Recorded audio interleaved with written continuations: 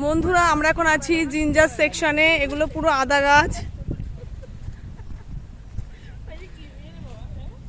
এই দেখো বন্ধুরা, এগুলো কিন্তু আদা গাছ।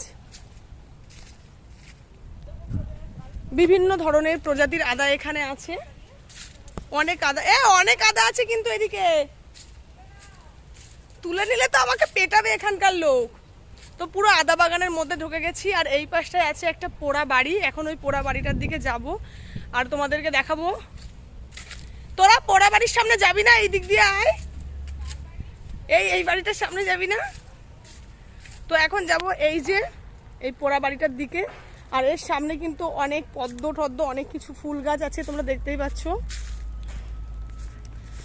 আমি আবার একটু প্রকৃতি প্রেমী মানুষ। হয়তো আমাকে দেখে কেউ বলবে না আমি প্রকৃতি প্রেমী, কিন্তু আমি প্রকৃতিকে খুবই ভালোবাসি।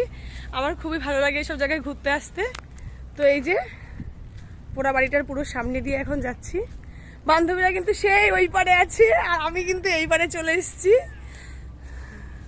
তো এখানে অনেক সুন্দর সুন্দর গার্ডেন করা রয়েছে, দেখো। তো যাই হোক, পোড়া বাড়ির ভিতরে কি আছে একটু তোমাদেরকে দেখায়। যদিও ভয় লাগছে, যদি এখানে সাপ খোপ থাকে কিছু, আমার খুব ভয় করে। এই যে তো বান্ধবীরা আমাকে ডাকছে, ওই জন্য আমি ঝটপট চলে যাব বান্ধবীদের ওখানে।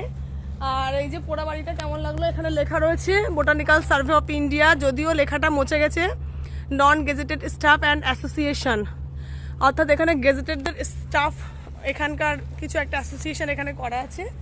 এই দিকটা কিন্তু পুরো ঘন জঙ্গল। এই যে এখান দিয়ে যাবো, সেই ওইদিকে আছে বান্ধবীরা। তো চলো আবার পরের পার্টে আরো বাকি ভিডিও তোমাদেরকে দেখাবো, কিন্তু একটা ভিডিও স্কিপ করবে না। এবার তোমাদেরকে দেখাবো সামনেই আছে রিভার সাইড ভিউ, কিন্তু সেটা পরের ভিডিওতে দেখাবো।